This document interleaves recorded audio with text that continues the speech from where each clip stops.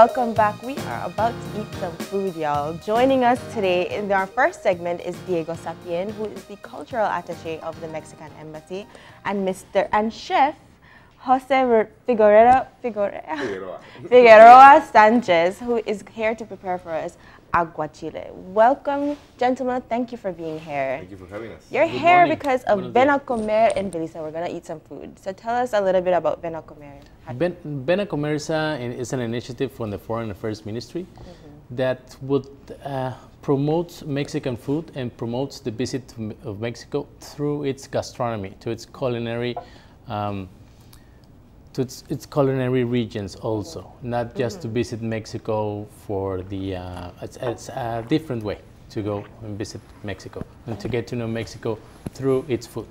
Definitely. That is the main reason to Ven a Comer. That's why it's called Ven a Comer. Come to eat to Mexico. Now, food tourism is definitely something that is growing substantially. People travel to different areas and they want to try the foods that are unique to that particular country or region. When it comes to Mexican food, I mean, there's been an infiltration all over the world. So many may say, what would be unique about eating Mexican food in Mexico? Actually, it's pretty unique. Pretty unique because you don't have like, you see nachos here. It's not. We don't have Mexican food. It's not nachos. No? It's American food.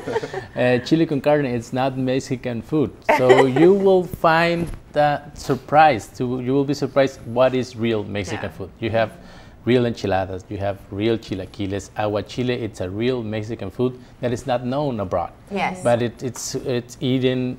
The fish tacos are very different in Mexico, but you need to go to Mexico to savor and to try those authentic and real foods in Mexico. So tell us a little bit more about the movement. Who's involved? Who you're planning to reach? Well, this movement we are working. Chef Jose Figueroa is working with the hospitality services students from the ITVET. He is working with them directly. Here in Belize? Yes. Here in Belize. Here in Belize. We're going to do a workshop with them. We have been working with them 2 days now. And that is what, and also, well, the whole Belizean people, just to try and go to visit Mexico and go on the website, the Ven a Comer website. It's venacomer.com.mx, and they get to know Mexico through their the 6 gastronomical regions that has Mexico. Okay. The 6 gastronomical. There are so 6, tell us about those. 6 or 9. So I think there are 9. 9. Yeah, okay. It goes from northern Mexico, where we both are from. Oh, okay. You know, we live next to the Pacific Ocean, so we got amazing seafood products. Yeah. We got our own wine country, similar to Napa Valley in California. We got we're the capital city of the whole Latin America in craft beer. So if you like craft beer, different styles, you should go north. You go in south, you know, you start using different products, different kinds of meat, different kinds of sauces. You know, if you eat seafood in northern part of Mexico, it's going to be completely different. And a completely different world if you eat seafood in the southeastern region. So yeah, I actually I've been working with the ITVET students on a menu that focuses on all of those 9 regions. So we're talking about 9 different dishes, 9 different preparations. So it's a lot of work, but it's been so much fun. So much fun. I'm pretty honored to be here right now. So, you know, I think oftentimes because our exposure here in Belize is mostly in Quintana Roo. And I think if anybody goes to the Riviera, they tend to go to franchise places, or they go to what I would say a more generic Mexican restaurant. Exactly. So they don't necessarily get unique Mexican food or cultural Mexican food. Let's talk about some of the ingredients that are perhaps used throughout the country and that really stand out as Mexican. There are 3 basic ingredients in the Mexican cuisine, and with those 3 ingredients, you can do thousands of things. Okay. Which is tomato, onion, and chili. Okay, I did not guess that. You didn't I get thought that. I thought Avocado? beans, avocado, and the white cheese. Yeah, That's what I thought. yeah, I know. I'm saying that because you can just blend them raw and you Yeah. have a raw salsa. You can char them in a charcoal grill and you have a grilled salsa. Or you Okay. can cook it with a little bit of oil and you can use it to cover your chicken, your fish, your whatever. So with those 3 basic ingredients, you can make wonders. Well, the chili has to be there for the Yes. spice. Yeah. So the spice is the Definitely. unique factor Exactly. across the And I board. would like to mention a 4th ingredient, which is super important, which is lime.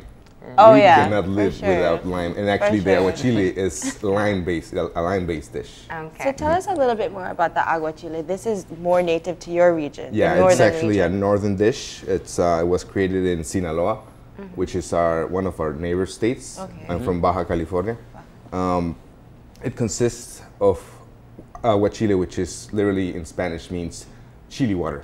So you just blend some cucumber, a little bit of jalapeno or serrano chili, just a tiny little bit of garlic, onion, cilantro, and that's it. You just season it with salt, and it consists of covering whatever raw seafood you want or fish on that aguachile, and you just put some nice toppings on top. So you just want to decorate it to make it look nice, and you eat it with a little bit of tortilla chips, fried tortilla chips. So it's very similar to ceviche. Yeah. Exactly, very yeah, similar very to similar to ceviche. I would say it's like a cousin of the ceviche. And you- It's a Mexican cousin. Exactly, and it goes really good with a cold beer. So. I hope you like Like it. most ceviches. With do. lime. Exactly.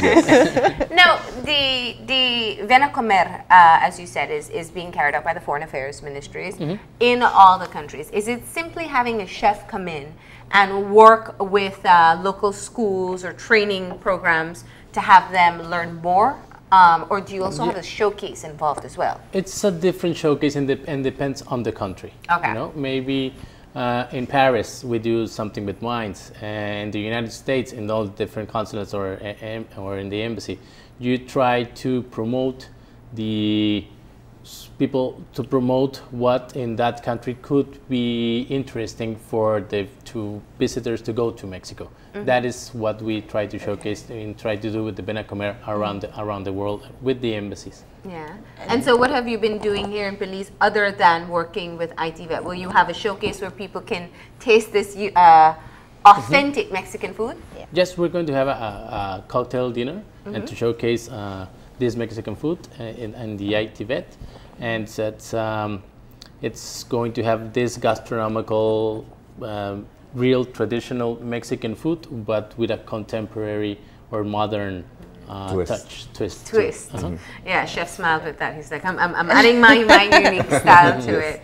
So let's delve a bit deeper into the different types of food that people can get. Yeah. You know, I think you were right. Nachos and chile con carne isn't necessarily Mexican, but tacos certainly are, right? Yeah. Yeah. Okay, so we have consumed tacos in one particular way. We see it when we travel into Mexico. But what's an authentic taco in Well, Mexico? depends on the region where you are. Okay, because which there's will not- also mean what type of meat as well. Exactly. The tortilla is our everything Yeah. in the Mexican culture. It's our dish. You can fry it, you can bake it, you can grill it, you can make it into a powder, you can make everything. You can Put it in soup. Make, exactly, make it into a soup. But so it depends on what part of the country you are. For example, where we're from Tijuana, Sí. the classical taco, it's a charcoal grilled meat. You put a little bit of white onion, cilantro, guacamole, and a red sauce. Carne asada. Carne taco. asada, Carne that's asada, very good. In Guadalajara, you can find the tacos are a little bit smaller, and they are usually made from birria, for example, which is a classical Mexican stew, which is made from goat or sheep or sometimes cow, and it's really good. It's a slowly cooked stew. If Okay. you go to Mexico City, they created what they call the al pastor taco, which is achote marinated pork. It's nice and crispy, a little bit of raw onion, cilantro, and pineapple, which That's is right. really good. And if you go like to your neighbors with Yeah, Quintana we Roo see or that there, Yucatan, yeah. you have pibil. Yeah. right? Pibil, it's very common here. Okay. So it depends on where what you are. region. You can have them fried, you can have them grilled, you can Yeah. have them even cold sometimes. Fish tacos. And the fish tacos, the- yeah, exactly. love fish Where we're tacos. from, Diego, we won't forget the fish tacos. Okay. I miss them so much. it's in our I blood. love fish It's in our tacos. blood. So, yeah. Now, here's the thing. I mean, I've been to parts of Mexico where what I find interesting is the types of meats that are used as well. So you would get brain taco or you Exactly, get yeah. tongue taco. Well, I mean, it's just that it's not named that way, but that's just Yeah. the meats that they Yeah. use. And I think it's is it more perhaps in certain areas that they use these different types of meats? As a chef, I think it's a way to respect the animal. You know, you're sacrificing an animal. Yeah. Like, the animal doesn't tell you, oh, could you please kill me so you can eat them? Yeah. So as a human being, you're sacrificing that animal. So it's a way to respect it. So you need to use every single part of it. Like, Yeah. you eat from nose to tail. Like, literally. So Yeah.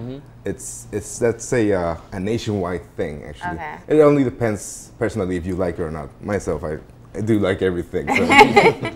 Well, I don't know if you've gotten a chance to delve into Belizean cuisine, but do you Yeah. find that there's any kind of similarities in our local I will say dishes? yes, I would say, because we're all brothers. Like Latin America, we're all brothers, you know? If we go even south, like to Brazil, Argentina, or Chile, you're gonna find a lot of similar things, right?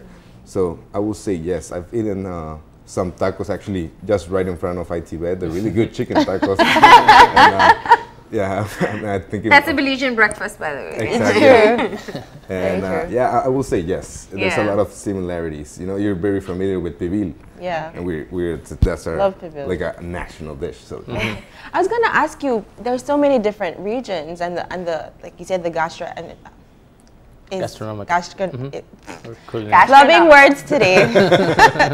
It's so different and it's so varied. But is there a staple, traditional, like everybody in Mexico can say, yes, this is a Mexican dish? mole, Mole. I think mole. mole, mole. I was going to get the mole, actually. Exactly. Yeah, Yeah, we actually, mole. I actually taught my student. I'm gonna say my students actually, how to make black mole because there are From scratch.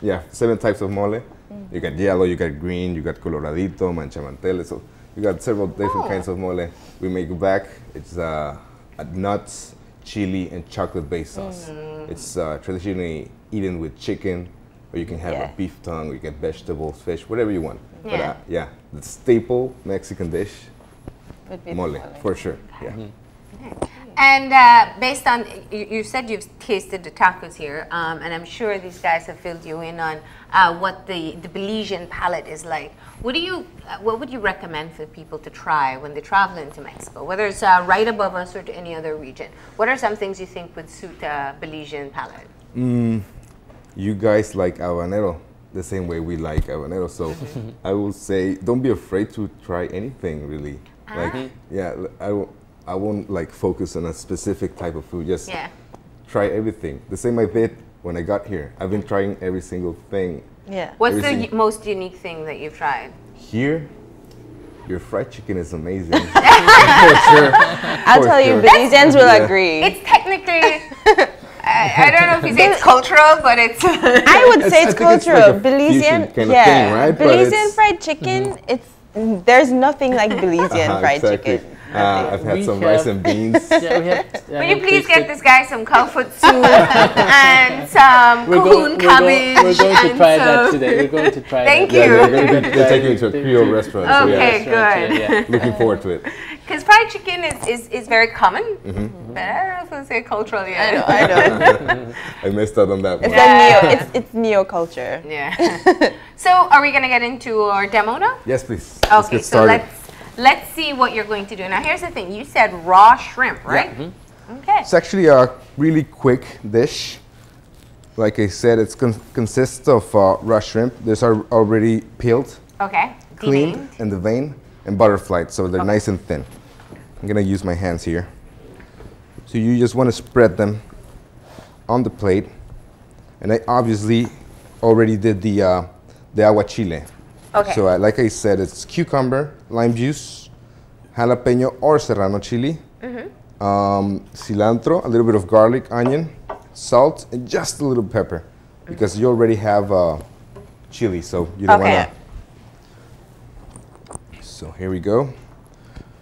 I hope you like it. You're going to like it.